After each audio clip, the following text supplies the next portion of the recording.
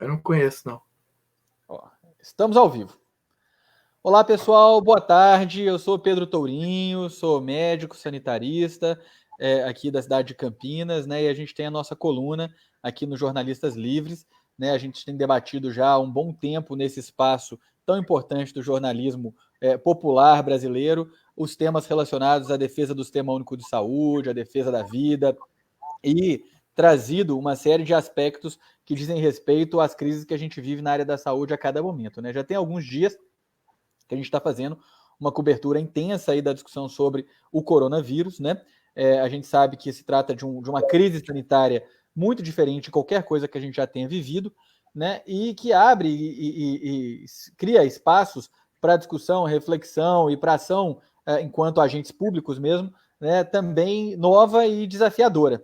Né? Para falar um pouco disso hoje, eu chamei para bater um papo com a gente aqui uma das figuras mais importantes da saúde pública brasileira, né? Um militante de longa data da saúde pública, que todo mundo da saúde pública brasileira conhece muito, que é o Gastão Wagner de Souza Campos, né? O professor Gastão, que é professor titular de saúde coletiva da Unicamp, né? Foi meu professor, uma pessoa que teve uma contribuição e tem uma contribuição imensa para o Sistema Único de Saúde na sua concepção, organização e tudo mais. E a ideia é que a gente possa fazer junto aqui com o Gastão hoje, nesse Dia Mundial da Saúde. Esse é um Dia Mundial da Saúde que acontece numa condição muito distinta de outros momentos, né? Em que o tipo de desafio que está posto para o Sistema Único de Saúde para outras organizações e para pensar a saúde é muito distinto, né? Acho que seria muito bacana a gente poder ouvir e refletir junto com o Gastão a respeito do que é esse momento que nós estamos vivendo. Então, Gastão, boa tarde, quero agradecer a você demais por ter topado fazer esse bate-papo comigo aqui hoje, com a turma do Jornalistas Livres aí, quem acompanha os Jornalistas Livres sempre tem uma grande audiência, aí já estamos falando agora para mais de 170 pessoas, né? Então, vamos lá, Gastão. Boa noite, valeu. Boa tarde ainda, né, Boa Pedro? tarde ainda, boa tarde, quase boa noite. Boa tarde. Não, eu queria agradecer o seu convite, Pedro Tourinho, e dos Jornalistas Livres, para a gente fazer essa reflexão sobre o Dia Mundial da Saúde, e especificamente a pandemia do coronavírus, o novo coronavírus.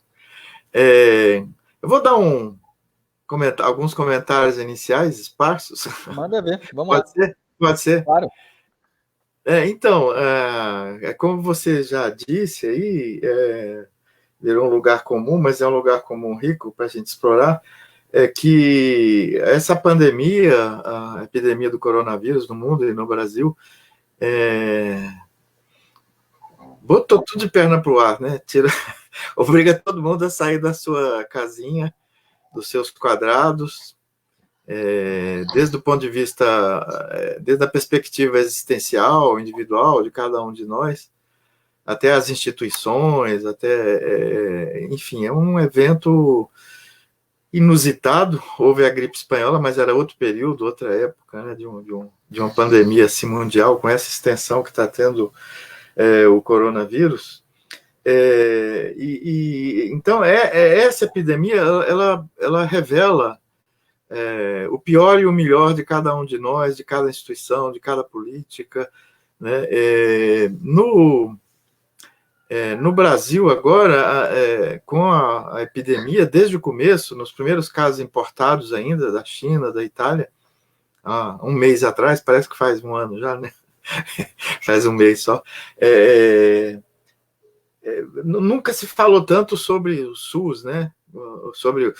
Nos 2 primeiros dias, nos primeiros casos, eu via autoridades sanitárias estaduais, mesmo o ministro da Saúde falando, não aparecia a palavra SUS, me dava uma agonia, eram os médicos, citavam 1 ou 2 hospitais privados famosos, como se o setor privado fosse enfrentar a epidemia, mas já no terceiro dia entra com tudo o SUS. Nós nunca vimos nenhum ministro da Saúde vestido de macacão do SUS, não é de jaleco, né, de colete do SUS, sim, em vez de terninho e gravata, simbólico, muito simbólico, ele e toda a assessoria da saúde. E nunca se falou tanto em vigilância à saúde, em saúde pública, enfim, seguir as determinações da ciência, dos médicos e da saúde pública virou Eu fico pensando nos hipercríticos da ciência contemporânea aí, estou rindo mais dos pós-modernos, se encontrou lá embaixo, tudo de repente, o nosso principal argumento para calar a boca do presidente da República e de outros negacionistas da gravidade da epidemia, da importância da epidemia. E essa epidemia, assim, ela obriga os países, a sociedade, cada um de nós, a botar a sobrevivência, eu vou dar um nome mais chique para sobrevivência, a botar a saúde, a defesa da vida própria, dos outros, na frente de tudo, de todo o resto, da carreira, do interesse, Isso não é homogêneo, mas é uma tendência muito forte, né? E coletivamente, né? Aqui no Brasil, boa parte do mundo, nos Estados Unidos da América, por exemplo, a gente vive uma época de ajuste fiscal, de desrespeito ao trabalho, às pessoas. O presidente do Banco do Brasil chegou a cometer, logo no começo da epidemia, dizer que nenhuma vida tem valor absoluto, mais ou menos isso, né? O PPCA dele tem, da família dele tem, dos escravos não, né? Dos autônomos, dos desempregados, dos moradores de rua, não, mas a dele, com certeza, dos trabalhadores de saúde, não, mas a dele. Mas, enfim, então, esse tema do valor da vida, em países, num contexto que a racionalidade econômica do neoliberalismo, né, financeira, e um combate às políticas públicas, então, de repente, isso cria um transtorno bastante grande.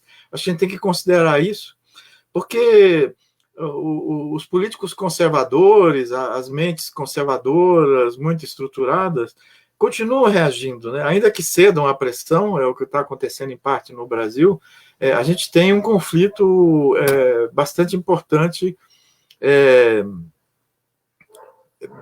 importante em relação a isso, né? Assim, primeiro é a solidariedade, primeiro são as políticas públicas, primeiro é o SUS, primeiro somos nós todos, são os outros, né? ou primeiro né, o presidente da República do Brasil, Bolsonaro, com certeza, primeiro para ele continua sendo, ele diz que é a economia, mas na verdade é a preocupação com o governo, com o poder, uma coisa muito mesquinha, imediatista, né? O enfrentamento da epidemia no Brasil mostrou a relevância, a importância do SUS, esse simbolismo do jaleco, da jaqueta, né, não sei o nome daquilo, esqueci o nome daquela roupa é uma jaqueta mesmo, né? É uma jaquetinha sem. Não é um avental porque é curto, né? Os velhos usavam isso debaixo do terno, esqueci o nome, era jaleco, não era. Não é pullover. Colete. Isso, os bombeiros usam, tal, e agora o SUS. E eu acho que um dos problemas do SUS no Brasil é a invisibilidade que se criou em relação ao SUS, né? 80% das pessoas só têm o SUS, mas aí, assim, você pergunta, estou me tratando de câncer, onde? No HC da universidade. Eu vou fazer uma cirurgia no hospital da prefeitura, eu vou tomar vacina no postinho da prefeitura, da unidade básica. Ou seja, essa fragmentação do SUS, a história, a gente caiu numa armadilha que nós não percebemos, nós, o pessoal que defende o SUS, o direito à saúde, a democracia, de perceber que essa invisibilidade enfraquece, né? Você pega a visibilidade que tem o NHS na Inglaterra, são mais antigos, são mais velhos, tem menos problema do que o SUS aqui, etc. Mas a epidemia... desde o começo, eu andei lendo muito a Organização Mundial de Saúde, ela tem muitos problemas, mas ela reúne, agregou muitos especialistas, estudiosos, gestores, profissionais que estavam vivenciando, né? Então ela publica junto com o Lancet, junto com uma série de coisas, a casuística da China, né? Tinha 6 mil casos, já saiu um primeiro artigo. Enfim, aí eu acho que a Organização Mundial de Saúde cometeu erros, demorou a decretar a pandemia, mas, em linhas gerais, a proposta dela para enfrentar a pandemia, ela diz que tem que ser singularizada em cada país, e em cada país, em cada época da epidemia, em cada contexto, você tem que ir ajustando, você tem que ir fazendo praxis, né?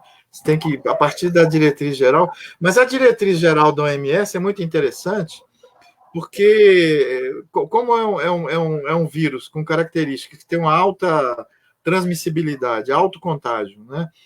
Tem uma taxa de mortalidade importante, a mentira que é baixa, que é igual do HN1, né? E tem essa forma, como tem um contágio alto, né, de provocar em 2, 3 meses a infecção de grande parte da população, a internação de 10% das pessoas, necessidade de atendimento de milhares de pessoas, testes diagnósticos, enfim. E é uma epidemia dessas novidades, né, que desordena a vida social, existencial, econômica, com decretos de quarentena ou não.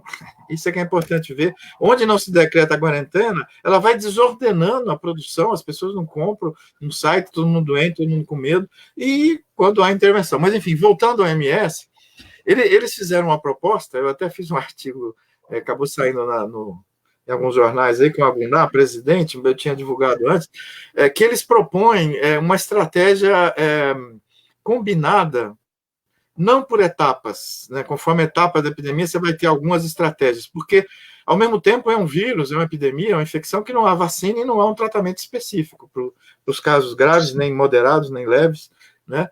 Então, os recursos que eles propõem não é isso ou aquilo, né? Inclusive, o Tedros usou essa metáfora lá, o presidente do OMS, umas 2 ou 3 vezes, acompanhei várias entrevistas deles, né? Aqui em São Paulo se fala isso, se fosse lá na minha terra, diria é isso, mais aquilo, mais aquilo, mais aquilo, né? Não é ou. E aí a lista que eles fazem é que no começo da epidemia tem que usar diagnóstico, testagem e rastreamento e medidas de isolamento, que depois se for chamado de vertical. Você descobre o caso, isola, vê os comunicantes, afasta.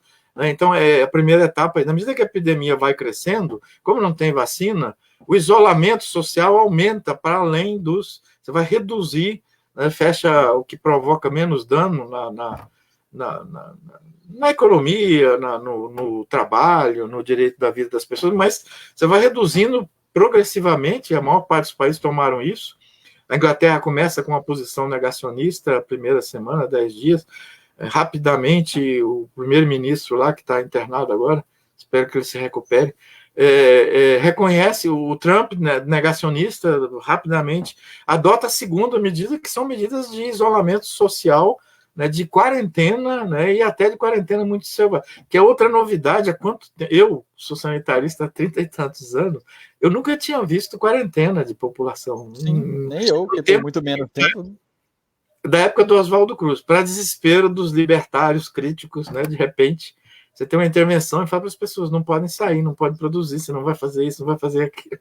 Ou seja, a volta à velha saúde pública, né, no caso do SUS, no programa integral. Mas, enfim, essa segunda fase ela é muito importante, e não é uma ou outra. Então, no Brasil, a gente cometeu um erro, o Ministério da Saúde, quando começa a circulação local, que eles falam de circulação comunitária, a transmissão não é... Os casos não são só estrangeiros, os seus comunicantes diretos, né, importados da Itália e da China, principalmente. Eles abandonam a primeira etapa, que não é a etapa, que era para continuar, que é a testagem, rastreamento e isolamento. A proposta é testar, rastrear, isolar domicílio ou em hospital, né, ou domicílio ou hospital. Isolamento domiciliar, porque você não vai internar todo mundo, que tem os casos graves, etc., mas isolar ao máximo. E isolar os comunicantes na medida do possível. Uma filosofia geral que eu coloquei nesse artigo, não está no OMS, é que o espírito, como você não tem nenhuma vacina, nenhum remédio, o espírito é redução de dano. Essas medidas vão reduzir o dano, nenhuma vai resolver. Ou seja, vão diminuir o número total de casos e vão diminuir a aceleração, a velocidade com que a epidemia se instala. Para etapa seguinte então você vai fazer isolamento, vai fazer quarentena, vai adotar medidas de fechar a escola, deixar só os serviços essenciais.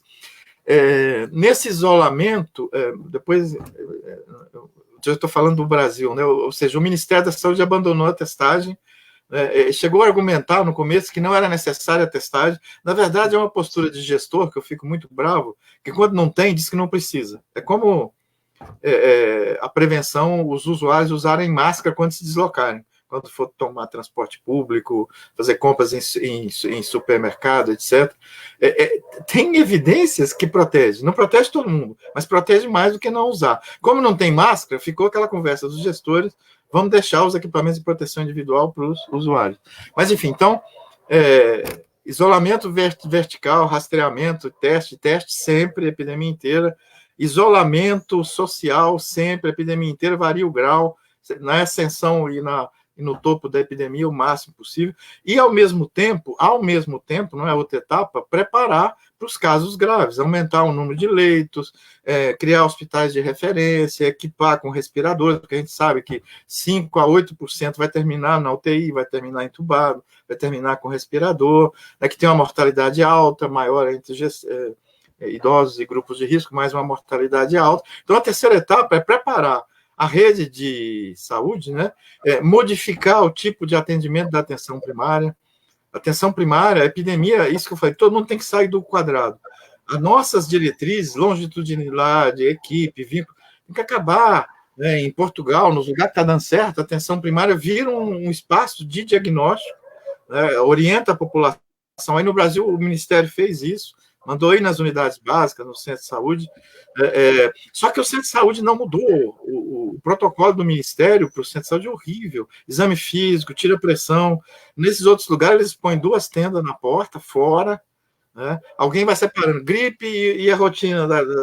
Diminui as atividades, suspende grupo, educação em saúde, retorno, faz essa coisa. A barraca das gripes fica 2 pessoas com EPI, atenção primária com EPI. Está revelando que no Brasil, o SUS, a gente descuidou da política de pessoal, inclusive da proteção.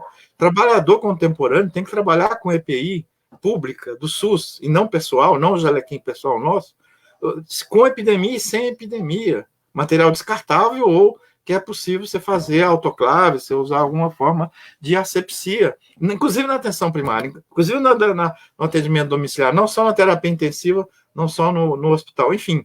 Então, você tem essa terceira coisa, que é preparar para os casos graves, preparar para... Ou seja, então, a primeira coisa do isolamento vertical, do diagnóstico, precisava ser feito. Agora, não tinha teste, o Ministério disse que não era importante, não botou teste na atenção primária. Agora estão colocando, em São Paulo está chegando, essa semana, hoje, amanhã, testes de PCR para as equipes de atenção primária. Não precisa... Mais da metade do centro de saúde do Brasil, das unidades básicas, tem 30, 40, tem várias equipes. 7 pessoas fazem isso, fica 2 dentro para atender quem? A gestante que está com sangramento, o hipertenso que está com crise hipertensiva. Se acabou o remédio, dá o remédio lá fora, na barraca de quem vem, ou seja, então botar o mínimo de pessoas para dentro. E também com EPI, esses 2 estão dentro. Por que com EPI? Porque com o crescimento da epidemia, o número de infectados aumenta. É gestante, mas está infectado com coronavírus, é hipertenso, mas está infectado com coronavírus, Está com a cefaleia imensa, está com a enxaqueca, mas pode estar com coronavírus, enfim. Os serviços ambulatoriais, os outros reduz a atividade, suspende grupo, faz rodízio de pessoal. Por que faz rodízio de pessoal? Proteger os trabalhadores de saúde. Não reduz salário, mas faz rodízio. Põe 7, 8, 2, 4, não tem que ficar os 40 parados. Há um relato da atenção primária no Brasil que o povo fica ocioso na sala de café e exposto, porque põe os suspeitos de coronavírus para dentro, em geral estão fazendo isso, enfim. Mas e potencialmente se contaminando mesmo, né? Isso. Então, na atenção primária, né? Uma coisa... Isso. Essa fase de preparar, a gente encontrou uma dificuldade da globalização neoliberal. Eu quase caí duro para trás. 80% do equipamento hospitalar do mundo, inclusive EPI, equipamento de proteção individual, que é têxtil, indústria têxtil, é feito na China. 80%. Eu já vi economistas que falam em 2/3, 80%, mas é alguma coisa assim, a grande maioria. Que foi a coisa da desindustrialização dos Estados Unidos, do Brasil. Então, nós temos que fazer reconversão industrial agora para produzir respirador. Estamos com muita dificuldade, mas enfim. E tem uma 4ª etapa, Pedro, que é importante, é o seguinte: vai desorganizar a economia, provoca a recessão. As pessoas têm que ficar em casa, vão trabalhar as áreas essenciais da indústria, da alimentação, da produção de alimentos, distribuição de alimentos, transporte de alimentos e tal. Aí precisa de políticas sociais. A gente encontra, hoje que saiu a coisa da bolsa de R$600, saiu a planilha, e vou levar 45 dias para esse dinheiro chegar às pessoas, apoio a pequena empresa, ou seja, nós temos que voltar a um desenvolvimentismo keynesiano com foco na desigualdade. O Brasil é um país muito desigual, né? Esse negócio de isolamento domiciliar para 30% da população é mandar ficar em casa que tem 10 pessoas, idosos, as pessoas que moram nas comunidades, nas favelas, de não sei o quê, ou seja, é tudo redução de dano. Mas num país muito desigual, isso é muito grave. E um país com as deficiências do SUS, inclusive financeiras, dos últimos 5 anos, investimento no SUS federal, estaduais e municipais, vem sendo restringido, né, com o teto de gasto, ajuste fiscal, política contra investimento, e problemas mais antigos do SUS. Não tem EPI, política de pessoal ruim, o SUS muito fragmentado, enfim. Então, por que eu estou falando isso? O enfrentamento da epidemia no Brasil precisa combinar agora esse conjunto de atividades. Eu vou parar de falar para devolver a palavra para você e para os outros, mas eu queria comentar o seguinte: nós estamos com dificuldade, além das estruturais esperadas, nessa pressão aí. O governo federal colocou já 14 milhões, 18 milhões, bilhões de reais no SUS, pressão da Câmara Federal, da sociedade. Não é o 1 trilhão que eles estão falando, o conjunto de gastos, inclusive com a Bolsa, vai chegar a 200 bilhões, 220 bilhões, os economistas estão analisando isso. Mas nós temos uma dificuldade que o presidente da República, o pai da pátria, tem uma política totalmente diferente dessa da OMS, que o Ministério da Saúde, em alguma medida, veio utilizando. Né? E ele atua de forma agressiva, desconstrutiva, desautorizando. Ontem foi o auge dessa crise dele como ministro da Saúde. Isso dificulta muito, primeiro, medidas que dependem do governo central, não estão sendo tomadas. Por exemplo, o isolamento de regiões, de cidades, de estados. A gente tinha um epicentro no Rio e em São Paulo, na Baixada Fluminense, Rio e São Paulo. Naquela época já tinha que ser tomado, como vários outros países, os Estados Unidos estão fazendo isso, vários estão fazendo, reduzir a circulação interna, ônibus interurbano, deslocamentos de carros pessoais para negócio, etc. Manter o abastecimento, manter o fluxo bilateral, onde produz, para onde não sei o quê. Isso é o governo federal. Algumas cidades fizeram isso, né, estão fazendo, mas de forma muito precária. Então, a epidemia no Brasil, a gente não está comentando isso, ela está tomando caráter nacional. Ela não está ficando restrita na província de Wuhan, não está ficando restrita no estado de São Paulo e no Rio de Janeiro. A gente tem várias regiões, ela está indo para o Brasil inteiro. Está algumas semanas, antecipa, está algumas semanas atrasado. E ainda que o Bolsonaro, eu acho que a gente está num conceito nós temos um duplo poder, né, uma dualidade de poder no Brasil. O Bolsonaro perdeu muito a governabilidade sobre a saúde e sobre a economia. Essas políticas sociais, etc., está saindo muito mais da Câmara, da imprensa, dos movimentos sociais, e está sendo. Mas ele atrapalha muito porque esse discurso dele contra o isolamento, contra maniático, supersticioso, agressivo, aparentemente ele está sendo derrotado. O ministro da Saúde continua, mas ele está tendo uma influência, por isso que eu falei o pai da pátria, né? Ele está tendo uma influência sobre não sei se consciente ou inconsciente, sobre as pessoas. O governo de São Paulo, o governo do Rio de Janeiro, a Secretaria Estadual, todo mundo está falando em flexibilizar o isolamento. Nós estamos subindo a curva, não estamos no auge da epidemia. Então, assim, é como se estivesse culpado de propor a quarentena, de radicalizar, de fazer quarentena em regiões. Nós estamos numa fase de radicalizar o isolamento, manter a produção, manter os serviços essenciais, né? E além dos 30% da população, a Folha diz que é 28%, que têm uma identidade alta com ele, que não estão seguindo o isolamento, que estão rompendo, que estão fazendo manifestação, que estão. Então, é um efeito, é uma dificuldade adicional que o SUS tem no Brasil, que nós estamos tendo para enfrentar a epidemia. Os setores essenciais, e eu queria ressaltar, os profissionais de saúde, os trabalhadores, estão muito expostos, né? Ficaram expostos na China, ficaram muito expostos, mais expostos na Itália, porque não tomaram essas reorganizações, essas medidas. E a gente tem que pensar nos lixeiros e nos comerciários das padarias, do supermercado, que estão adotando algumas medidas de botar plástico, separando o usuário do outro, separar um usuário, horário para idoso, enfim.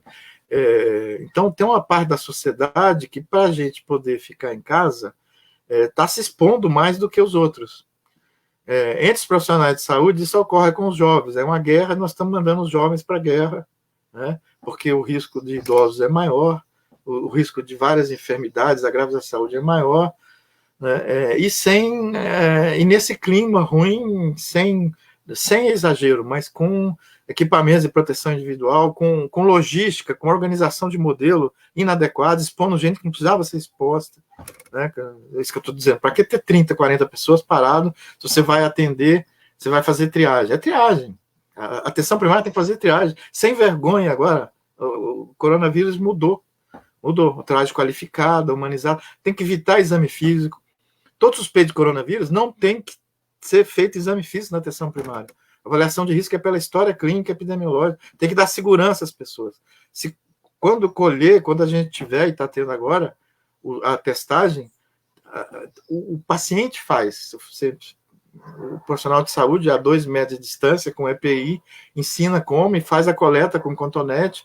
Tem que ter um saco lacrado, um plástico lacrado, ele mesmo põe o cotonete, ele mesmo lacra, ele mesmo entrega, né? Enfim. Então, esse conjunto ou seja, o coronavírus está exigindo da gente está mostrando o que nós toleramos, a vida das favelas, a desigualdade social, a falta de EPI, o descuido com os hospitais públicos, sabe? O descuido com a regulação. Nós vamos ter que regular os leitos privados, mais do que regular. É um termo mais forte, nós vamos ter que fazer a gestão. Gonçalo Vecina falou isso na TV Globo, e outros também. Nós vamos ter que fazer a gestão de parte dos leitos, da terapia intensiva, dos respiradores do setor privado, que eles têm metade da nossa capacidade. Bom, minha impressão é essa.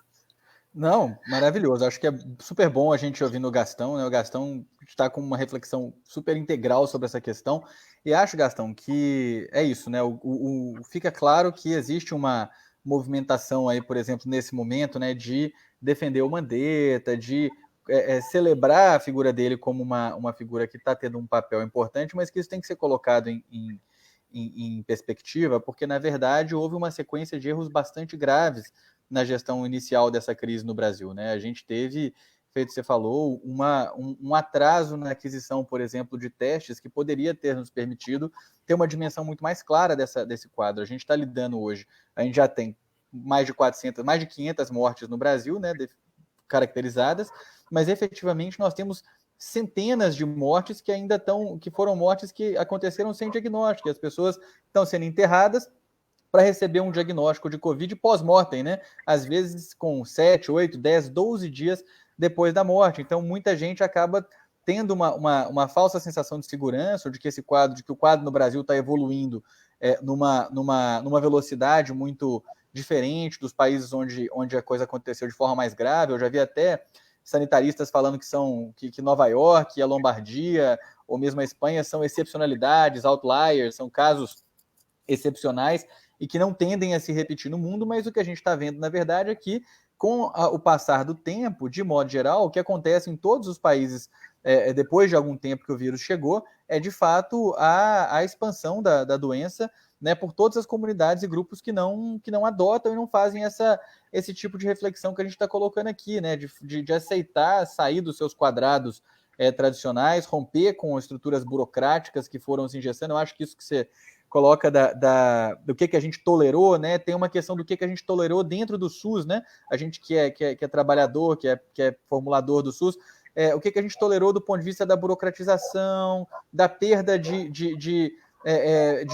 da possibilidade da produção mais potente, da criação, da reflexão e do pensamento mais flexível a respeito do que fazer na saúde. Então, acaba que a gente vê hoje as secretarias municipais de saúde com uma dificuldade gigantesca de adotar medidas que são muito simples, como isso que você colocou, rodiziar os profissionais de saúde para diminuir exposição, entendendo que o papel da atenção primária é um papel de triagem e de orientação, e não um papel de continuar com todos os procedimentos que de outra forma aconteciam. Alguns procedimentos continuam, mas outros são suspensos. Mas uma dificuldade enorme. Eu fico vendo, por exemplo, os agentes comunitários de saúde em muitas milhares de unidades básicas de saúde estão indo todo dia trabalhar. Né? Eu me pergunto qual que é o papel que os agentes comunitários de saúde têm num momento como esse de pandemia. Provavelmente é um papel que pode ser melhor desempenhado em casa do que ele vai ser desempenhado dentro da unidade básica de saúde, especialmente por um coletivo de trabalhadores, né, que não tem nem sequer a formação, por exemplo, técnica específica de profissional de saúde, de formação hospitalar, por exemplo, habituado a usar EPI, habituado a essas coisas, né? Então, a gente está vendo o que acaba acontecendo inevitavelmente é uma taxa de infecção por Covid muito mais alta em profissionais de saúde, inclusive da atenção primária, do que na população geral. E aí os espaços da atenção primária, que poderiam e deveriam ser espaços de promoção de saúde, de garantia de informação, etc., acabam se tornando espaços potenciais de disseminação do quadro, né, do vírus, né, ao invés de serem espaços onde a pessoa vai com segurança, etc., né? Então, um monte de profissional de saúde adoecendo, e a gente sabe que até adoecer tem um período pouco sintomático em que as pessoas continuam passam a transmitir o vírus. Então, isso cria um outro desafio, né? Que as autoridades também tiveram dificuldade para entender o que isso significava. Você ter uma doença que começa a transmitir antes de manifestar sintomas. Então, não adianta fazer medidas orientadas para casos sintomáticos e restringir o contato de sintomáticos, né? É um quadro que efetivamente tem que ter ações que antecedam, que antecipem essa característica da transmissão. Então, tem um monte de coisas dentro da gestão do SUS que eu acho que estão sendo objeto de muita reflexão e de ruptura, né? Esse enrijecimento, né, que foi talvez um mecanismo de defesa que foi acontecendo com os processos de sucateamento, de falta de investimento sistemático que aconteceu ao longo de alguns anos no sistema. Voltou. Que foi acontecendo ao longo de anos. Oi? Não, já está bem agora. Tá legal. Estamos conectados. Estamos, acho que tá todo mundo ouvindo aqui, acho que ninguém falou. Mas e que foi acontecendo, né, de perda dessa vitalidade das estruturas de saúde. Igual eu falei, talvez como instrumento de defesa das organizações que estavam em processo acelerado de sucateamento, de desmonte, ou pelo menos de desinvestimento, acaba que resulta agora numa falta de flexibilidade muito grande do sistema para cuidar das pessoas, né? E no setor privado, acho que é a mesma coisa, né? As estruturas muito hierárquicas e muito quadradas também no setor privado, a gente viu rapidamente, né, um monte de gente adoecendo, medidas iniciais de querer esconder o que estava acontecendo, uma preocupação com preservação da marca do equipamento privado, ao invés de pensar em preservar a vida dos trabalhadores, preservar a coletividade, né?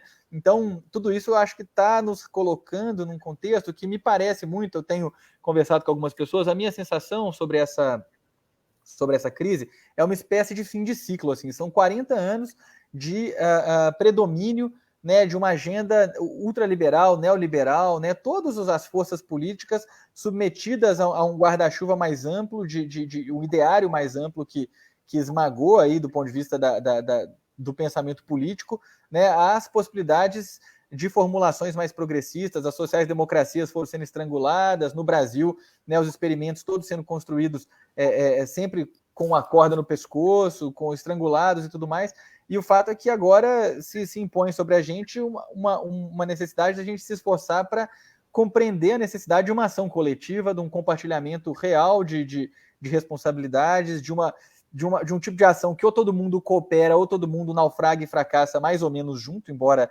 ainda com certos modos apartheides que existem e vão continuar existindo, né? O Lewandowski, do Supremo Tribunal Federal, indeferiu o pedido para que os leitos privados pudessem ser acessados pelo Sistema Único de Saúde, né? Recentemente, isso foi acho que anteontem. Então, acho que essa é uma luta que vai ter que persistir por essa compreensão de que a vida tem que ser preservada a qualquer custo, né? A Espanha, ela teve essa coragem, né, de fazer efetivamente a publicização de espaços privados para que a gestão dos leitos pudesse ser feita coletivamente, pensando no interesse público de uma maneira mais concreta. Mas me parece que essa crise é de tal ordem, né, e ela impacta a vida social, a vida econômica, toda a vida produtiva de uma maneira tão profunda, né, e a gente fica entre a cruz e a espada. Ou você promove, já que já houve essa perda de controle inicial, que é o que você colocou, a gente parou com a fase inicial da contenção do quadro, da testagem, deixou de disseminar e se tornar comunitário no Brasil todo. Agora o que nos resta é fazer a quarentena, não tem outro modelo que tem alguma eficácia demonstrada, né, que não seja fazer a quarentena. Então, já que isso vai ter que ser a nossa realidade, né, por 40, 50 dias, talvez até mais do que isso, a depender do lugar e do contexto, né, porque as pessoas, eu acho que elas estão ainda com uma impressão de que daqui a dia 22 de abril em São Paulo a coisa melhora. Pode ser que não, porque eu acho que é agora que a coisa vai começar a piorar, de modo geral, por causa do ciclo da doença, que tem um período de incubação longo, demora para dar sintoma, né? Então, assim, essa doença é uma doença que o ciclo, para ficar brabo mesmo e a pessoa precisar de UTI, às vezes é 20 dias, né? Entre o contato e a hora da internação. 20 dias nós nem estamos a 20 dias de quarentena ainda, então tem um monte de gente que pegou a doença e que ainda falta 3, 4 dias para precisar de hospital, pegou a doença antes da quarentena começar. Então, é uma realidade que está nos impondo fazer coletivamente esse corpo de reflexões de uma maneira que eu acho que ainda não tínhamos tido esse tipo de imperativo, né? E me parece que é mundialmente, globalmente, essa reflexão está sendo feita, né? Quando você vê a facilidade com a qual governos ultraconservadores, como o governo do Trump, o governo do Boris Johnson na Inglaterra, outros governos conservadores do mundo, estão adotando medidas que seriam descritas como ultra-keynesianas, de economia de guerra. Imagina só um governo do Partido Conservador da Inglaterra anunciar que vai preservar e manter, garantir os salários com 80% do valor do salário de todos os trabalhadores por 3 meses, independente do que o setor privado fizer. Quer dizer, está assumindo para si uma gestão da economia que rompe tudo. Eles vão emitir moeda para fazer isso, eles vão pegar e falar, beleza, a libra esterlina é nossa, a gente faz o que quiser com ela, vão emitir moeda e não vai ter inflação, não vai ter desvalorização, não vai ter nada, porque está todo mundo em recessão. Isso vai garantir a reprodução da vida, né, que é o que a gente efetivamente precisa. Então, com isso, a potência que isso produz, eu acho, do ponto de vista subjetivo, da compreensão das pessoas sobre o que é o papel da ação coletiva, eu enxergo isso como talvez o elemento potencialmente de maior avanço do ponto de vista político que essa crise horrorosa pode acabar ajudando a gente a produzir coletivamente, né? É a gente romper mesmo essas camisas de força que foram sufocando o pensamento social ao longo desses anos e impedindo que a gente pudesse, de fato, compreender que tem muito mais coisa que está sob a gestão da vida pública e da vida política do que queriam fazer com que a gente acreditasse que tivesse. Né? Só uma situação de guerra que acaba fazendo a gente compreender o potencial que a ação política efetivamente pode assumir na gestão da vida das pessoas. E se ela pode assumir para isso, por que ela não pode assumir para outros aspectos da vida da gente, fora de um contexto de guerra, fora de um contexto, né, de pandemia, fora de um contexto de colapso, né? Por quê? Por que dá para ter renda básica num contexto e não dá para ter no outro? Por que a gente não vai aceitar conviver com a miséria e a fome agora? Aprovamos os 600 reais para a informalidade nesse momento, mas depois as pessoas podem passar um mês inteiro sem ter 600 reais e está tudo bem. Né? Então, acho que essas são algumas das questões que essa crise dramática, porque é isso, essa crise é muito dramática, a gente não pode subdimensionar quem a gente está... Essa quarentena ela tem um componente contraditório, que é assim, quanto mais ela funciona, menos ela parece ser necessária, né? Quanto mais ela funcionar, menos a gente vai ter os hospitais lotados. O problema é que na hora que a gente suspende a quarentena no momento que não for o momento devido e que a gente não consegue suspender ela, retomando o controle da crise desde a primeira etapa de novo, que é aquilo que você falou, você encadeou elementos de ação, né? As pessoas têm que ter clareza que só dá para suspender a quarentena na hora que a gente tiver a capacidade de testar todo mundo e de colocar quem testar positivo, não só as pessoas que têm sintomas, mas seus contactantes, colocar todo mundo em isolamento, e a depender nem mesmo isolamento domiciliar, né? Porque na China, por exemplo, o que foi feito em Wuhan foi o isolamento em espaços separados, tipo hotéis para pacientes que estão com quadro, porque teve um monte de aglomerado, de cluster de paciente que foi intradomiciliar, porque é muito difícil você evitar a contaminação de uma pessoa que está convivendo no mesmo domicílio, né? A gente, ainda mais no Brasil, que a gente tem, por exemplo, 11 milhões de pessoas que vivem em favelas, né? Muitas pessoas num contexto que estão compartilhando 4, 5 pessoas no mesmo cômodo. Como é que você faz isolamento domiciliar e evita a contaminação das pessoas sem um isolamento mais radical, ou que segregue essa pessoa do ambiente do domicílio, né, quando as pessoas compartilham o mesmo cômodo o tempo todo e está todo mundo dentro de casa? Então, inclusive, isso é uma outra dimensão, né, que se desnuda, que é o que você falou, o que a gente foi tolerando, né? Isso desnuda para a gente como é que a gente pode conviver com uma quantidade de milhões e milhões de brasileiros, muito mais do que 11 milhões no caso, vivendo num contexto de aglomerações muito precárias e tudo mais. Então, né, e aí só dá para pensar em sair dessa quarentena na hora que a gente tiver resolvidos essas outras dimensões, pelo menos de forma minimamente articulada na sociedade. Eu tenho expectativa de que a discussão pública passe por esse caminho para que a gente consiga, inclusive, avançar na pauta junto aos governos, né? Porque, lógico, não dá para esperar do governo do João Dória, por mais que ele esteja tendo uma atuação muito melhor do que a atuação do governo federal, essa crise é tão louca que ela está fazendo a gente aplaudir o Dória, aplaudir o Witzel, aplaudir o Zema e criticar o Bolsonaro, porque comparativamente as ações estão sendo mais responsáveis, mas a verdade é que a gente precisa conseguir avançar para além do mínimo, né? Essa restrição que eternamente nos foi imposta de que só dá para pensar e fazer o mínimo é uma restrição que não nos cabe mais nesse momento. Ou a gente avança de modo global, entendendo a integralidade das relações que se dão no meio social, né, e que a saúde e a mortalidade que a gente vai ter nesse quadro vai estar intimamente ligada a isso, ou a gente tende a ter o fracasso nesse processo. Essa é pelo menos a leitura que eu estou fazendo. Não sei como é que você entende isso aí, Gastão. Eu acho que é isso. Essa última coisa que você está falando, eu estava pensando numa fórmula, de vez em quando inventar uma.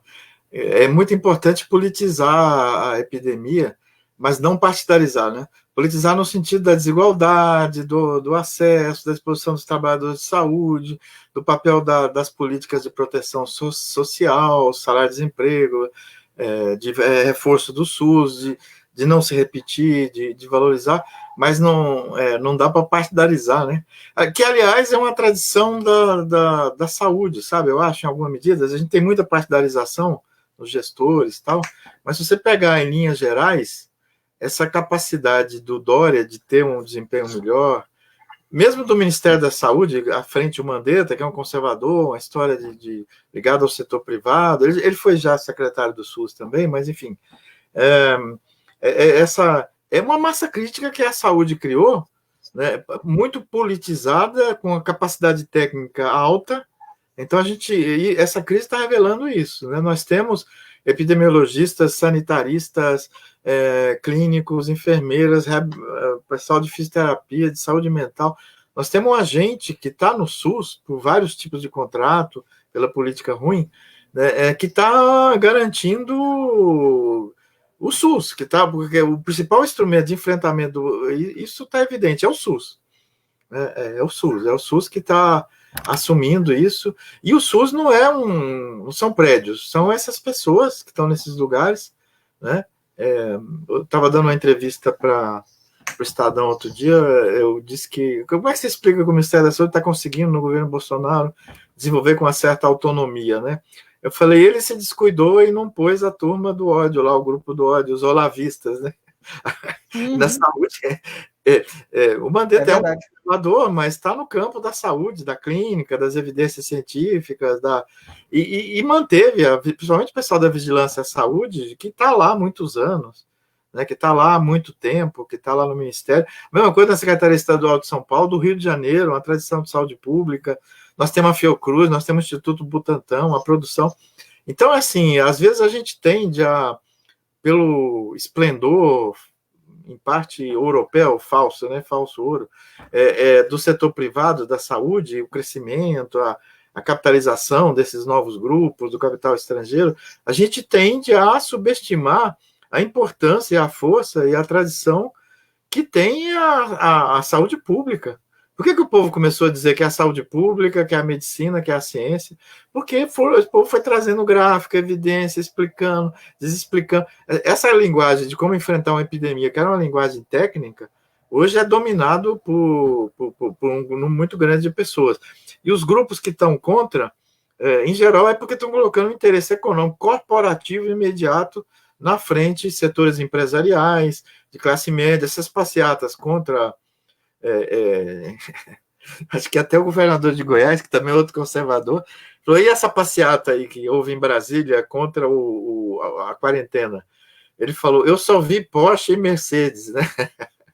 Tirando a ironia, ou seja, é povo que não quer parar, que não quer perder nada, né? E na epidemia, acho que outro slogan que a gente pode compor é ficar junto para sofrer menos, mas que tem uma dose de sofrimento imposta aos trabalhadores, aos empresários, a comerciantes, a população que fica na quarentena, e a população que morre, a população que é internada, sabe? Assim, é uma situação de agressão à humanidade, à sociedade, desorganização geral, né? É uma epidemia que começou aqui na Europa, aqui nos Estados Unidos, por comerciantes, por turistas, né? Ou seja, a classe média mais alta que negociava com a China, depois com a Itália, não sei o quê, mas que foi se infiltrando, né? Foi se disseminando na sociedade como um todo, né? E nessa fase de crescimento agora, e a gente sem testar, com certeza a gente tem um número de casos muito maior do que está aí. Tem o dobro do número tem mortos que foram enterrados como coronavírus, que não tem a confirmação, fizeram o teste ainda em vida, então, mas os laboratórios estão abarrotados, não estão conseguindo fazer análise, estão fazendo mutirão para acelerar isso. Hoje, Pedro, de ontem para hoje, eu estava vendo aqui, teve cento e tantos óbitos, passando para 600 e tantos. 114 mortos hoje, fomos para 667 mortes. 666 tem uma aceleração da internação em terapia intensiva, etc. Nós estamos no crescimento, na fase de crescimento, né? Não chegamos nem no teto, no apogeu aí. Então, aí eu concordo com você que a coisa do isolamento, do confinamento, da quarentena é muito importante. E essa onda de flexibilizar, né, dessa culpabilização, parece que o povo ficou culpado, as pessoas já estão em casa, uma parte aí, ou saindo pouco, mesmo quem trabalha fica mais em casa, sem encontrar amigos, sem ir no bar, enfim, sem várias coisas, né, de restrição, de impedimento, mas isso tem que continuar e ser aperfeiçoado, né? Nós temos que, até final de abril, com certeza, tem que ficar quase o Brasil inteiro parado. E como a epidemia está nacional, a gente não está falando muito sobre isso, né?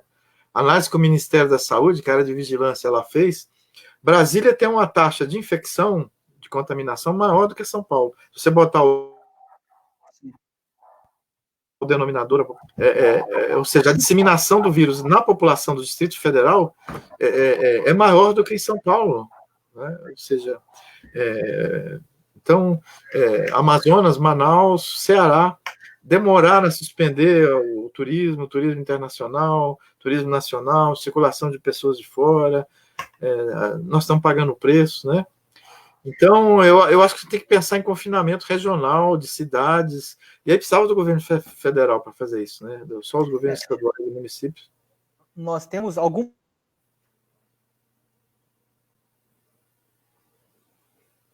Diga, Pedro. Tá, cortou aí? Bem, deu uma panelada, agora voltou. Tá dando umas panes aqui.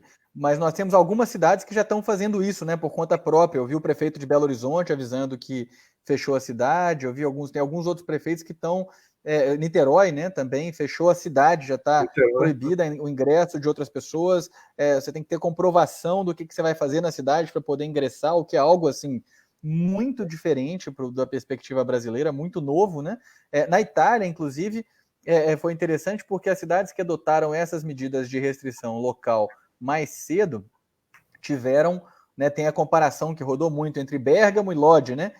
Tiveram um quadro globalmente muito melhor do que as que adotaram isso mais tarde, né? Então, é isso que você falou. Eu acho que nós vamos ter que ir gradativamente entendendo que esse processo não é um processo, não é um pesadelo do qual dá para a gente chacoalhar e acordar de uma hora para outra, né? É um tipo de restrição e de reorganização das nossas vidas que vai necessariamente durar muito. Eu tenho uma preocupação imensa com a fragilidade das políticas sociais que o governo montou para poder equilibrar o impacto disso na vida das pessoas. Eu acho que não existe quarentena que sobrevive a uma mesa sem comida, né? Então, nesse sentido, eu acho que existe a necessidade também de uma movimentação muito forte, inclusive das autoridades de saúde, né, no sentido de dialogar com a presidência da República, com o Congresso Nacional, no espírito de fortalecer e aumentar os R$ 600. Não vão durar muito tempo, né? Os R$ 600 que a informalidade, de modo geral, está tendo acesso agora, a partir de hoje, né? Não vão durar muito tempo, e pode ser que essa quarentena dure um tempão, né? E efetivamente, se a gente tiver um período mais prolongado, porque é feito você falou, Gastão, a curva está subindo, e não tem condição da gente suspender a quarentena quando o número de mortes está só aumentando, né? Não faz o menor sentido. Então, eu acho que nós vamos correr risco de ter coisas como saques em supermercados, desordem social mais profunda, né? Eu, às vezes, me pergunto como é que o governo federal, como é que ele compreende essa questão, sabe? Porque parece que o governo negligencia o fato de que isso tende a acontecer com pandemia mais intensa, com uma epidemia grave, de forma mais intensa do que sem. Às vezes me dá a impressão de que o governo sugere ou pensa que se tiver corpo empilhando nas portas das casas, as pessoas vão sair para trabalhar, entendeu? Tem literatura interessante, porque a única coisa parecida com isso que nós vivemos é lá da gripe espanhola, né? Então tem literatura que compara as cidades onde a coisa aconteceu de forma mais controlada, de onde ela aconteceu de forma menos controlada, onde teve quarentena e de onde não teve, onde suspendeu precocemente, onde não suspendeu. É diferente, tudo bem, mas é parecido ao mesmo tempo. E tem evidência que sugere que não tem nada para a economia, por exemplo, pior do que uma epidemia descontrolada matando muita gente. A quarentena é infinitamente melhor para a economia do que a galera morrendo aos montes, né? Aquelas cenas que já rodaram do Equador, né? Dos cadáveres nas portas das casas, do colapso funerário, né? Basta imaginar o que seria isso no Brasil e a gente imaginar se a reprodução social vai continuar acontecendo normalmente nesse contexto, né? Se a pessoa que está pegando um carro para seguir para o centro da cidade para trabalhar, um ônibus vai andar e ver cadáveres na rua, ou saber que ela pode pegar uma doença que matou uma pessoa jovem, uma pessoa igual a ele, igual a ela, né, e que ela vai topar trabalhar e viver normalmente. Então, uma das tarefas que eu acho que cabe a quem está comprometido com a defesa da vida das pessoas nesse momento realmente é a de pressionar para que a adoção de medidas de proteção social sejam tomadas com maior vigor para permitir, né, que a quarentena cumpra o seu transcurso, a sua função, com o mínimo de interrupção possível por causa da miséria, da fome e do desespero das pessoas, né? Porque é isso, igual eu falei, acho que o perigo é as pessoas voltarem a querer trabalhar na rua em grande quantidade, a gente cair. Eu vi um gráfico falando do percentual de pessoas que estavam em quarentena, né, entre as regiões do Brasil. Né? E, por exemplo, eu vi que Tocantins era o que tinha menos, era 41% da população em quarentena, e eu não lembro, acho que não era o Distrito Federal, mas o Distrito Federal acho que era o segundo melhor, com algo próximo de 60% da população, um pouquinho menos de 60%. Quer dizer, tem muita gente, está sendo muito efetiva essas medidas de quarentena, isso é muita gente em casa, você ter 55%, 54% da população dentro de casa, esperando, parada, 48%. Né? Agora, é isso, se de repente essa situação... a situação social fosse agravando, eu acho que isso tende a diminuir, e na medida que isso diminuir, a gente volta a produzir um crescimento na curva que nos obriga a tomar de novo essa medida ou a lidar com um colapso sanitário muito profundo e muito severo, né? Então, me parece que essa articulação dessa agenda mesmo, eu vi que as entidades da saúde coletiva já produziram material e tudo mais, me parece ser um imperativo maior do que quase qualquer outro nesse momento, né, é o de garantir a continuidade da vida, das condições para a subsistência das pessoas, né, de forma mais estruturante, mais contundente. Me parece que é a melhor racionalidade nesse momento. O que a gente está vendo, Pedro, no mundo, não sei se tem pergunta aí, se tiver. Tem aqui, deixa eu ver, eu estou olhando aqui, tem mais comentário que pergunta, mas eu vou descendo, pode ir falando que eu vou descendo e vendo se tem pergunta aqui. Tá. Não, o que eu queria, isso que você falou, eu só queria concordar e reforçar que quarentena provoca recessão, uma parada da economia. Se não houver quarentena, a peste, a epidemia provoca essa quarentena desorganizada. As pessoas não vão sair na rua, não vão trabalhar com o caos, né, da Itália, dos países da Itália, Ou seja, não é só... E a quarentena planejada, ela se acompanhada de medidas de proteção social, né, a gente pode aguentar aí até maio, o que for preciso. Tem um ciclo aí de 3, 4 meses até agora, né? Não significa que é igual, cada um é singular, como diz a OMS, cada epidemia tem suas características. Mas, enfim... Tem uma pergunta aqui sobre a cloroquina, né? Eu acho que era legal falar um pouquinho dessa coisa dos tratamentos, dos remédios, né?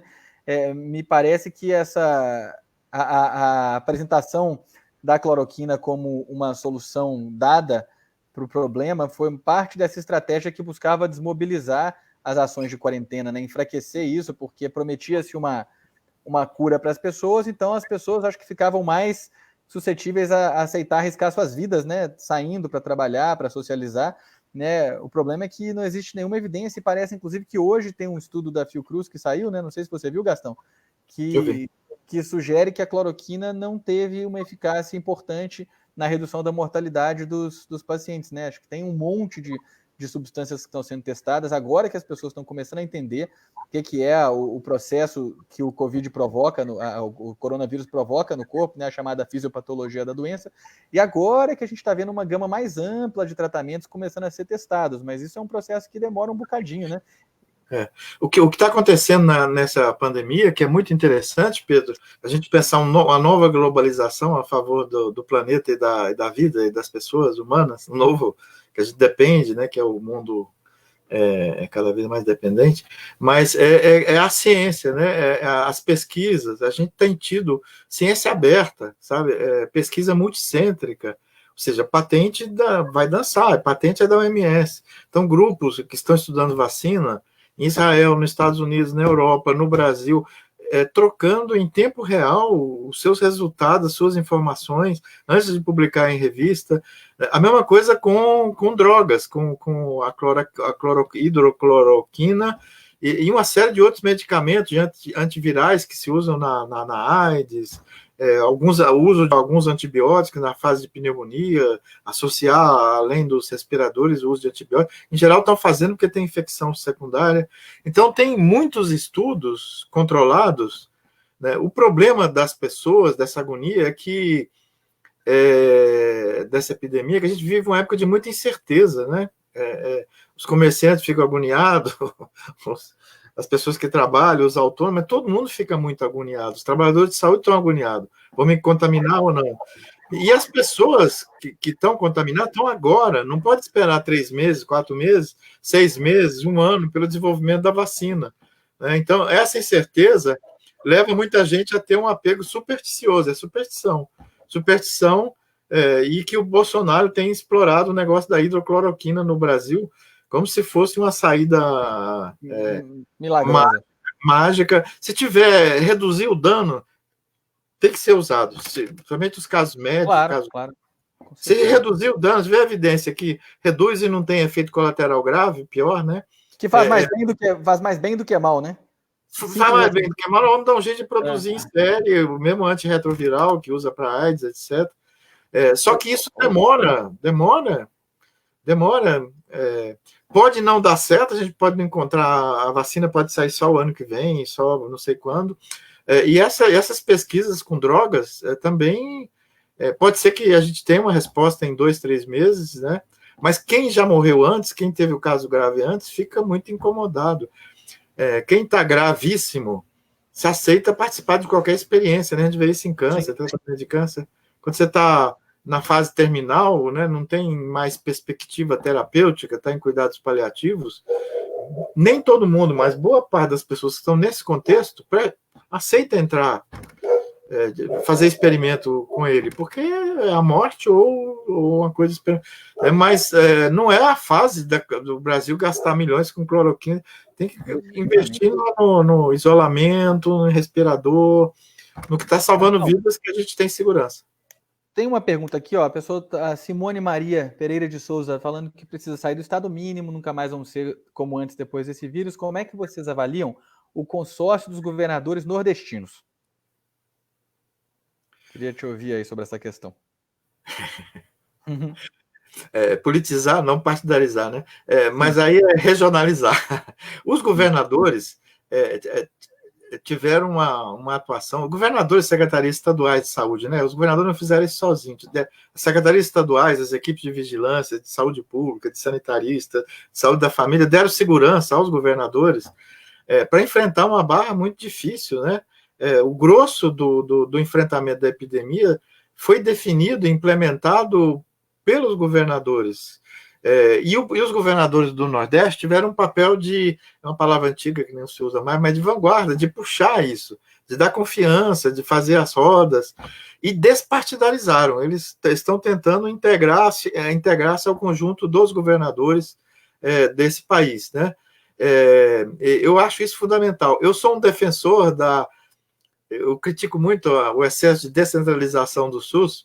Eu tenho dito agora o seguinte: graças a Deus que o SUS tem esse grau de descentralização, porque se dependesse do Ministério da Saúde, que faz 3 semanas que está paralisado, e ontem o Mandetta cedeu, inventou como é que chama? Parcial, né? Tem o isolamento. O isolamento de quem tem mais de 50% dos leitos ocupados deve continuar, quem tem menos deve suspender. Parece que existe a obrigação de ocupar os leitos. De leito, ou seja, o modo que vão defender. Ou seja, na verdade, ele cedeu para ficar lá, o Bolsonaro, né? Enfim, mas aí eu acho que a pergunta dela, o protagonismo dos governadores é muito importante. Só que nós temos um problema no governo federal. O Mandetta deu apoio. Até 3 dias atrás, ele dizia que a população tinha que seguir os governadores.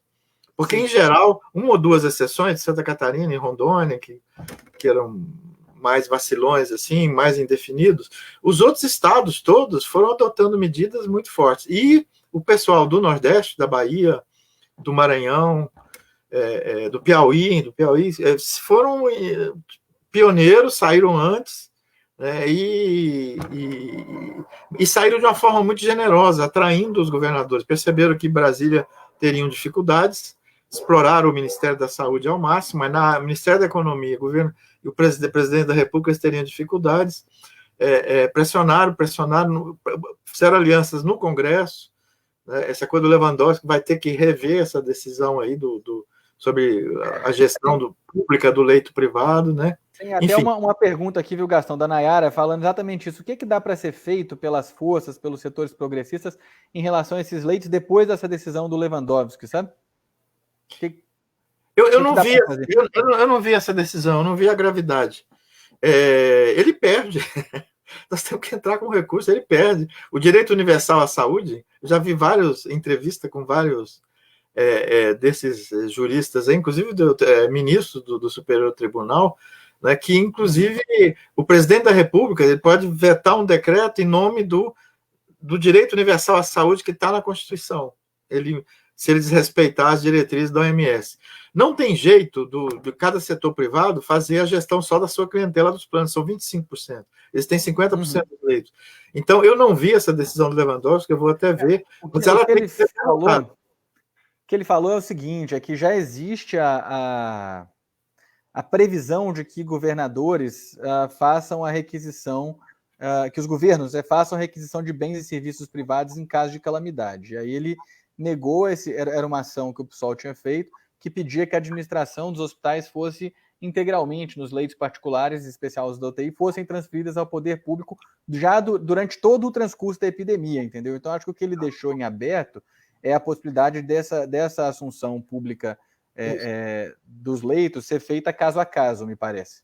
E caso a caso, ou seja, porque ele não pode ser contra a Constituição, é isso que eu te dizia, a gente derrotaria ele. No caso, eu não tinha lido inteiro, não precisa derrotar. São Paulo, em 15 dias, 3 semanas, nós vamos ter esgotamento dos leitos de terapia intensiva com respirador. Com certeza, uma semana antes, 10 dias antes, vai ser feita essa requisição. A Secretaria Estadual já está fazendo o plano de terapia intensiva, a Secretaria Estadual de São Paulo, e me disseram que a de Minas Gerais também, já está fazendo o plano, incluindo os privados todos os leitos que tem respirador, que tem a possibilidade de fazer ventilação mecânica do Brasil, eles estão incluindo, eles vão requisitar. Precisa do apoio da sociedade, precisa do apoio da... e aí, o setor privado, quem entrar com recurso vai perder. Essa antecipação é que o Lewandowski está negando, né? Que seria uma espécie de estatização que a Espanha fez preventivamente, né? Sim. Ela fez antes. Acho que foi. Acho que é isso que ele quis dizer aqui com essa decisão. Eu te mandei ela depois para a gente poder ver.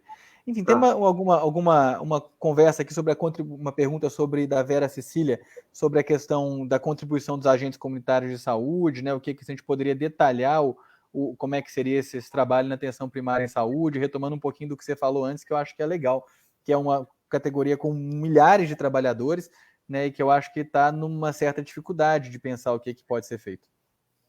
Tá, há uns 5 dias atrás, a gente fez uma série de seminários, de reunião de especialistas, inclusive com profissionais de saúde, médicos e enfermeiros italianos que participaram da nossa roda, contando o desastre que foi a atenção primária lá, e os portugueses, o sucesso que foi. Então, a função, o jeito, a logística, o modelo da atenção primária tem que mudar completamente, para proteger os trabalhadores, para proteger os usuários, para não aumentar a contaminação. É mais ou menos aquele esquema que eu falei, né? O atendimento precisa ser fora. O pronto-socorro já está fazendo isso. O pronto-socorro da Unicamp já tem barracas fora, e as pessoas com EPI, os profissionais de saúde, em geral médico, enfermeiro, técnico de enfermagem, fazem uma triagem baseada em história clínica, em história epidemiológica. Eles têm que ir para o centro de saúde, né? Uma barraca fica os sintomáticos, os queixosos de gripe, qualquer sintoma respiratório, e no outro, as pessoas inscritas no centro de saúde que estão fazendo pré-natal, hipertensão, diabetes, que tem algum problema, alguma intercorrência, faltou medicamento, tem um sintoma, né? Então, alguém fica na frente separando isso, né? Na barraca dos sintomáticos, dos queixosos de supostamente coronavírus, ninguém entra para dentro. Aí, uma coisa que eu saltei, que precisa ter, os casos graves é SAMU.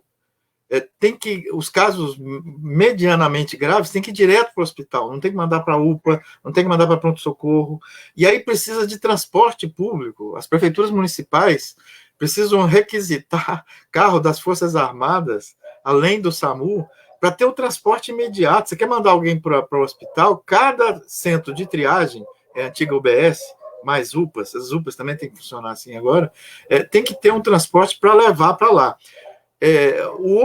A outra coisa vai para dentro, uma parte vai para dentro.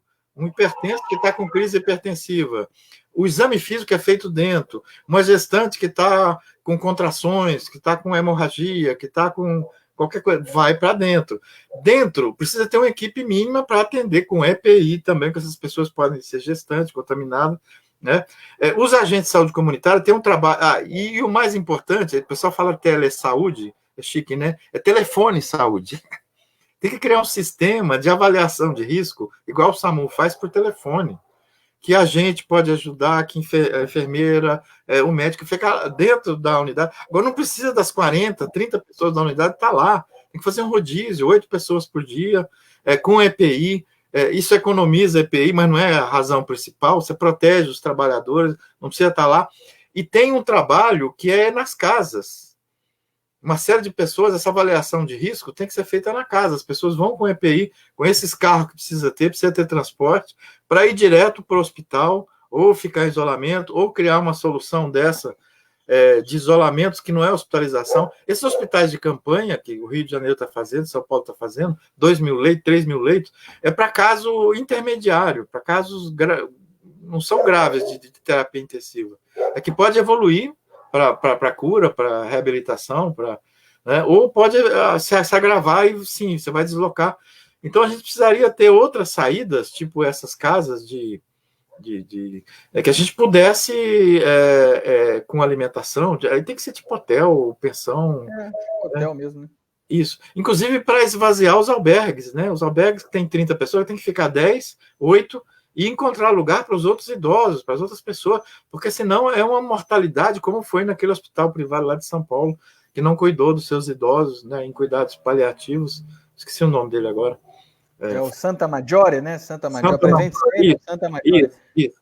Na Itália, tem uma mortalidade altíssima de pessoas. Então, o papel do agente de saúde agora é de participar desse esquema, da equipe toda, para participar desse esquema, de participar dessas visitas, de identificar esses casos que o isolamento domiciliar está difícil e buscar com serviço social, com apoio, de modificar, né? E de levar remédio. Se tem uma pessoa hipertensa, vê que está acabando o que levou, não tem que ir lá buscar, ou já devia ter buscado, não buscou, usa insulina, a insulina não vai tanto. Então, ou seja, identificar os riscos, mas ir com todo esse cuidado, evitar encostar nas pessoas, evitar de fazer exame físico. Não tem que fazer exame físico que não for centrado na queixa, na crise hipertensiva, você vai fazer pressão. Se não tem, não vai fazer pressão. Não vai fazer exame de ácido, não vai encostar, não vai auscultar as pessoas com o estetoscópio nosso do centro de saúde, que você volta para lá e põe num e põe no outro.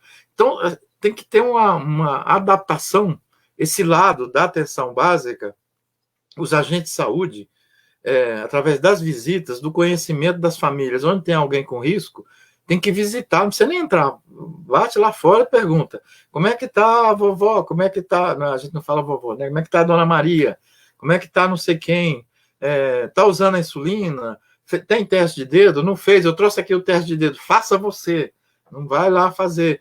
Então, enfim, de reinventar todo esse papel da atenção primária, para não expor os trabalhadores e para evitar a contaminação e priorizar as pessoas com risco que estão nos nossos, eu vou falar programa, que é uma palavra antiga, que são os nossos hipertensos, hiperdia, os diabéticos, as gestantes, as pessoas com, sei lá, TB, que estão se tratando, não pode parar de tratar, com rancenias, enfim. Priorizar isso, né? E o agente ser acompanhado de outro profissional, se for necessário. Tem uma discussão aqui, Gastão, sobre acho que para a gente aí meio que caminhando para o fim, que a gente já está um tempo bom aqui, mas perguntando dos conselhos de saúde, do controle social, né? Como é qual que é o papel, né, nessa pandemia desses organismos que são parte viva aí da dinâmica do SUS, embora estejam fora da rede de assistência propriamente, né?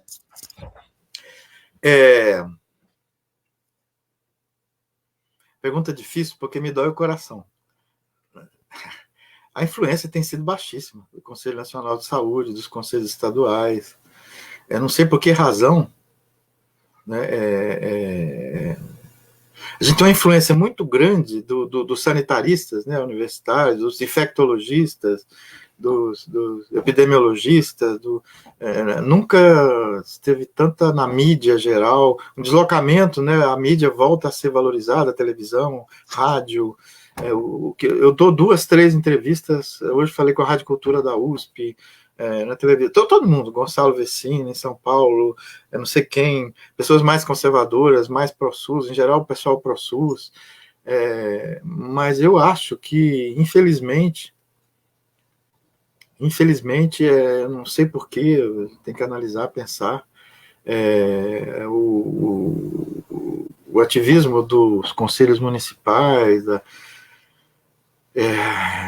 está muito baixo, sabe, na defesa do confinamento, na defesa dos trabalhadores do SUS, esse negócio do esquema.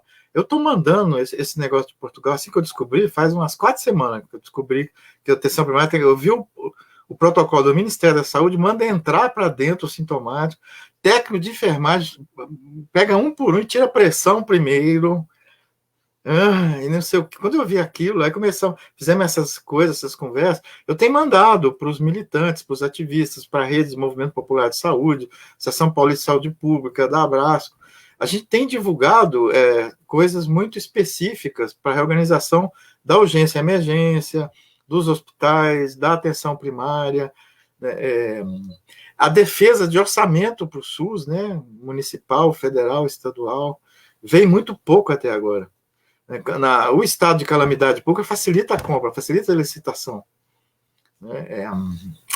Saídas artesanais, Gandhi, lembra quando o Gandhi mandou todo mundo tecer lá na China? Todo mundo tem que fazer máscara. Máscara caseira, a gente usando só 3 horas, 4 horas no máximo, e fazendo asepsia, que é lavar na máquina com muito sabão, se puder botar na autoclave, o centro de saúde pode. Então ninguém tem que trabalhar, tem que falar para as prefeituras, criar rede, de produção de máscara, de avental, né? Enfim. Então, é um ativismo dos conselhos que não pode partidarizar. Não tem que ficar pressionando só o prefeito, com todo respeito. Tem que pressionar, senão não fazem nada, os governadores. Né? Mas, deixa eu falar uma coisa aqui, Pedro.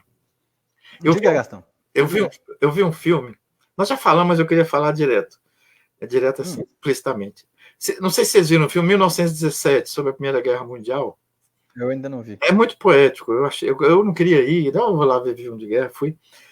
Mas tem uma coisa que mexe comigo, que é a mediocridade dos gestores da guerra, dos tenentes, dos capitães, que matam um monte de gente sem necessidade. Todos lá estão numa guerra sem necessidade, porque é uma guerra imperialista, disputa de mercado. Mas não tem sentido mandar os caras fazer aqueles movimentos. Então, eu estou vendo um espírito muito mesquinho. Eu tive que brigar pessoalmente para os profissionais de saúde afastarem os maiores de 60 anos da área de apoio, da área administrativa, em várias cidades. Eu enquanto ativista, militante, velho, encho a paciência, escrevo para o secretário, mando para alguém do conselho, se eu tenho contato, mando para os ativistas que eu conheço. Se a epidemia for liquidando com a gente tiver uma coisa, vai convocar esse povo. Nós vamos para frente. Nós, eu tenho 68 anos. Se a guerra for assim, vai ter que... Mas para que ir agora? Para que ir agora? Você pode fazer rodízio, você pode fazer não sei o quê. Então, assim, tem um espírito de... Todo mundo tem que bater o ponto todo dia, em todo lugar. Pelo amor de Deus. Pelo amor de Deus. É uma burocracia, um autoritarismo, na verdade, né, que se esconde atrás dessa burocracia e que não cede, sob hipótese alguma, para formas mais flexíveis de produzir saúde nesse momento, né? Talvez por medo de perceberem que na verdade dá para produzir saúde de muitos mais modos do que a gente está nesses quadradinhos, né? Tão fechados assim. Isso me preocupa demais. Solidariedade, empatia. Deixa os maiores de 60 anos ficar em casa até a gente não ter gente. Sim. Deixa em casa, a gente de saúde, os enfermeiros, os médicos, os administradores. No almoxarifado, mas tem 5 no almoxarifado. Um secretário me falou. E lá só tem 12. Eu falei, pega 5 jovens de outras áreas e põe lá e libera os... Eles não sabem, aprendem, de uma semana aprende. Protege os velhos, as velhas. Né? Então, eu acho que o movimento social, nós, os ativistas, por internet, os conselhos, tem que fazer isso, tirar essas resoluções. Não ficar esperando o Ministério tirar a resolução. Esse afrouxamento da quarentena, que o Mandetta cedeu, inventou essa quarentena parcial, é invenção maluca. Não existe isso em OMS, não existe lugar nenhum. É uma concessão para o Bolsonaro, para ele ficar lá. Né? Infelizmente, o governador do Rio já anunciou que amanhã diminui em 30 cidades do Rio de Janeiro já diminui a quarentena amanhã, graças a essa medida. Essa influência do Bolsonaro que pega mesmo os setores progressistas, né? Fica culpados, fica em dúvida se tem que parar mesmo, se tem... É normal isso, faz parte, mas não pode tomar ação. Não podemos deixar os governadores, os prefeitos tomar essas ações irresponsáveis. Não é só o Bolsonaro que tem propostas irresponsáveis. Uma cidade grande, agora, faz 2, 3 dias, aqui perto da gente, autorizou os restaurantes a atender paciente dentro. Paciente, ó, não é paciente. Preguei. Mas um terço das mesas. Não tem cabimento, gente. Não tem cabimento. Uma invenção, né? Uma invenção, assim, que não tem nenhuma base. Não tem cabimento. Vai contabilizar igual. Bom, não é 100. É 30 pessoas que vão para casa, que vão sair por aí. Acontece que abriu e ninguém foi. Agora, os restaurantes que estão fazendo delivery estão sobrevivendo. Estão fazendo contratação de gente. Supermercados estão fazendo contratação de gente. Vê uma série de anúncios. Ou seja, que mesmo num período de recessão, se a gente faz a parte do suprimento, da saúde, trabalhar direito, a gente pode contratar. A contratação de pessoas está livre, viu? Podemos fazer contratação provisória sem concurso, na saúde, de médico, de enfermeira, do que for preciso, de motoristas, para fazer esse sistema de transporte muito mais eficiente. O Conselho Municipal precisa tirar uma resolução para todo centro de saúde ter 1, 2 carros à disposição. Sim. Carro público. Com possibilidade de fazer a asepsia, um local que vai lá, faz aquelas lavagens que eles fazem lá no metrô, nos ônibus. Tem que ter 2 carros. Para quê? Para levar para o hospital quem todo mundo quer achar. Para ir levar os agentes na casa das pessoas que tiver risco. Tanto o risco coronavírus quanto os riscos antigos que a gente sabe que as pessoas têm, não só a gente, a médica, a enfermeira, conforme o risco, conforme o problema. Então, eu esperava que os conselhos tivessem uma atuação mais macro, mas também voltada para essa miséria que produz um sofrimento, produz morte incrível da gestão burocrática, da gestão perversa, gente. Conceito perverso. Tem prazer em não garantir o direito, não tem empatia, tem simpatia pelos outros, sabe? Entusiasmo com o mal, Pedro. Tá tudo em ordem. Porque é isso mesmo, né? Porque, infelizmente, é isso mesmo que a gente vê, né?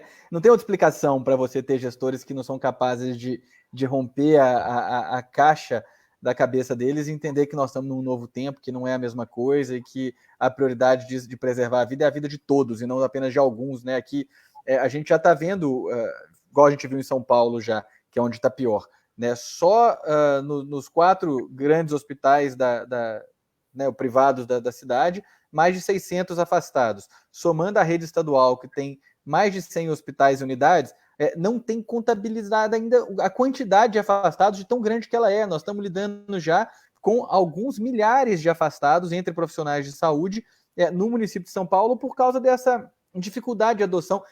Foi um verdadeiro parto para dialogar com os gestores na área da saúde, segue sendo, inclusive, sobre a obrigação de que todo mundo que tem contato com alguém na unidade, seja com quem for, tem que ter EPI. Né? Tinha uma discussão mesquinha que era assim, não, o protocolo do Ministério fala que o recepcionista que estiver a mais de 1 metro de distância do paciente, ele não precisa usar os EPIs todos, apenas uma máscara. Aí o paciente que não sabe o protocolo do Ministério dá um passo para frente e fica a 50 centímetros do cara da recepção e tosse no cara da recepção. Pronto, o paciente não leu o protocolo do Ministério. Né? E aí o paciente, o cara da recepção se ferrou e se contaminou também. Então, quer dizer, aí a discussão era essa, o pessoal achando que a gente estava querendo pressionar de forma equivocada, porque afinal de contas está faltando EPI no mundo inteiro. Está faltando. É verdade, está faltando, tem que ter um uso racional, cuidadoso e tudo mais. Por outro lado, essa priorização da preservação da vida não pode ser só para o paciente, né? A gente está... Pedro, você falou aí, tem comentário que tem que sair do quadradinho, tem que sair tirar a zona do conforto, como o pessoal fala, que não tem que usar prontuário na atenção primária. Tem que parar de usar prontuário, só para quem entra para dentro, que é o pessoal nosso antigo, que é a gestante que está com sangramento. Agora, todos esses caminhos para o hospital não usa prontuário, não leva o prontuário para fora, não pega.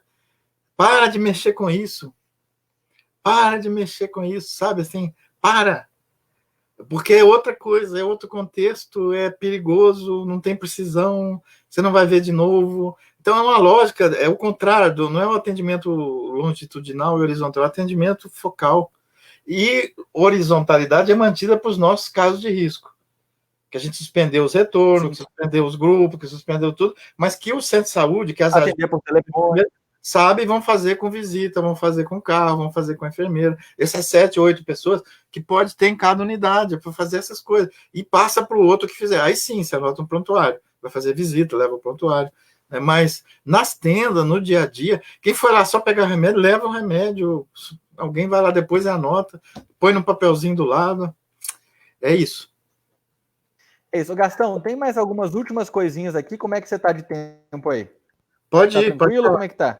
Não, são 7 horas. Tem o Juarez Matheus, que é presidente da Associação dos Idosos de Campinas, está perguntando os cuidados das instituições de longa permanência, né? Fazer teste nos funcionários, como é que faz? Porque ele tem razão, né? Na Itália, eu vi algumas instituições de longa permanência que morreu 50% dos idosos que estavam institucionalizados nesses equipamentos, né? Nessas instituições foi uma verdadeira carnificina, mesmo, uma mortandade enorme. Então é uma preocupação que o Juarez tem, acho que vale a gente comentar isso mesmo, porque são grupos que têm que ter um cuidado absolutamente diferente, eu acho, inclusive.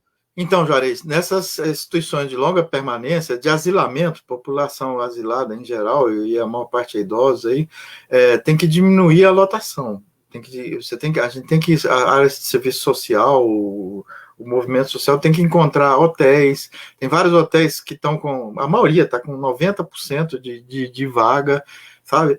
Deslocar parte dos trabalhadores e dos usuários. tem que diminuir. Então, uma instituição tem 30 camas. Vamos deixar 10, vamos arranjar um lugar para pôr 10, outro lugar para botar 10. Que lugar é esse? A Unicamp tem hotel dela, a gente tem vários hotéis, tem que chamar vereador, associação de caridade, mas nós temos que fazer isso rapidinho, antes, enquanto a epidemia está crescendo. Já devíamos estar fazendo isso. Então, a orientação para longa permanência é diminuir o aglomeramento, diminuir o isolamento, e os profissionais, proibir visita, é ruim, mas não pode ter contato para fora, não pode ter contato para fora, muito cuidado com a comida, quem serve a comida ser as mesmas pessoas, tá? Então tem toda essa estrutura que a gente usa na epidemia, tem que ser usada lá. Se tiver testagem, tem que fazer testagem, em Campinas está chegando nas unidades básicas, e aí precisa os agentes de saúde levar nessas unidades de longa permanência, testar os usuários, os internados, né? Nós temos outro problema de confinamento, não vou falar aqui porque ninguém perguntou, que são as penitenciárias. Nossa, esse é gravíssimo, essa situação. Gravíssimo, problema gravíssimo. O Drauzio tem escrito sobre isso, falado, né? Drauzio Varela. Sim.